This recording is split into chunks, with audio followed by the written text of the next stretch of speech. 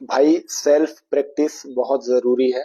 और self practice का मतलब होता है कि हर चीज की सेल्फ प्रैक्टिस, मतलब लाइक आप अगर योगासन कर रहे हैं एक एकांत में एक प्लेस पे, आसन प्राणायाम मुद्राएं बंध जो भी चीजें कर रहे हो, साथ ही साथ आपकी सेल्फ प्रैक्टिस किस तरीके से होती है वो मैं बता रहा हूँ। प्रैक्टिस तो आपने आसनों की करी, लेकिन आसनों की प्राणायाम की इन सब की प्रैक्टिस करने के साथ साथ आपका जो मेंटली लेवल पे जो चीजें चेंज होती है वो होती है सेल्फ प्रैक्टिस। अब हम बोल सकते हैं कि आप सेल्फ प्रैक्टिस कर रहे हैं, मतलब खुद के लिए खुद का समय निकालना। वो सेल्फ प्रैक्टिस नहीं होती है कि कभी भी आप अपने मन के बहकावे में आकर के कहीं पर कुछ खाने पीने के लिए चले गए, दोस्तों के साथ गप्पे लड़ाने के लिए चले गए, या कभी टीवी देखने के लिए चले गए, सोशल मीडिया पे एक्टिव हो गए, है ना। ये चीजें सेल्फ प्रैक्टिस नहीं होती है। ये सब चीजें एक प्रकार की क्रेविंग्स होती हैं। क्रेविंग मतलब आदतन आपको दिमाग को कुछ भी करने की आदत है। जैसे ही दिमाग में कुछ आया, है ना, अगर आपके मन को वो चीजें शुरू में भाता है, भले ही उसका नुकसान फायदा क्या होने वाला है वो चीज आप नहीं देखते, बस चल पड़े। लेकिन खुद से खुद के साथ समय बिताने वाली चीजें वो होती है सेल्फ प्रैक्टिस। तो सेल्फ प्रैक्टिस में बॉडी की प्रैक्टिस आती है ना, शरीर को साधने की क्रियाएं, मन को साधने की क्रियाएं, कि आप अपने मन के साथ टाइम स्पेंड कर रहे हो। तो इससे क्या होता है ना कि आपको अपने लाइफ में अपने आत्मा के लिए, अपने सोल कॉन्शियसनेस को इंक्रीज करने के लिए लाइफ में क्या करना है उन चीजों के बारे में पता चलता है। वो होता है सेल्फ प्रैक्टिस, और वो सेल्फ प्रैक्टिस से ही आती है। तो सेल्फ प्रैक्टिस मैंने बताया कई तरीके की हो सकती है।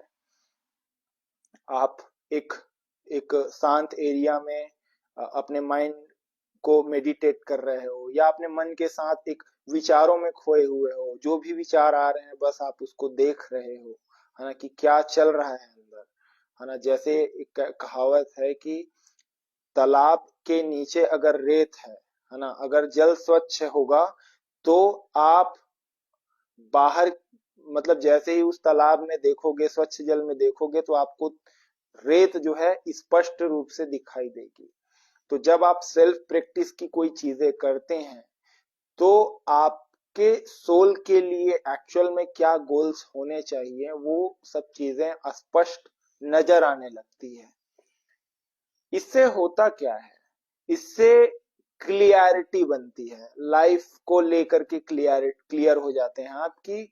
आपको अपने जीवन में जो शाश्वत है, मतलब जो जिंदगी के साथ भी और जिंदगी के बाद भी जो रहने वाली चीजें हैं, उन सब चीजों का पता चलता है। तो ये सब चीजें स्पोर्ट्स से भी आ सकती है ना। स्पोर्ट्स, लेकिन कहने का मतलब है कि सारी चीजें जुड़ी होनी चाहिए सेल्फ प्रैक्टिस से। खुद से खुद के लिए समय निकालना बहुत जरूरी है अपने काम के अलावा।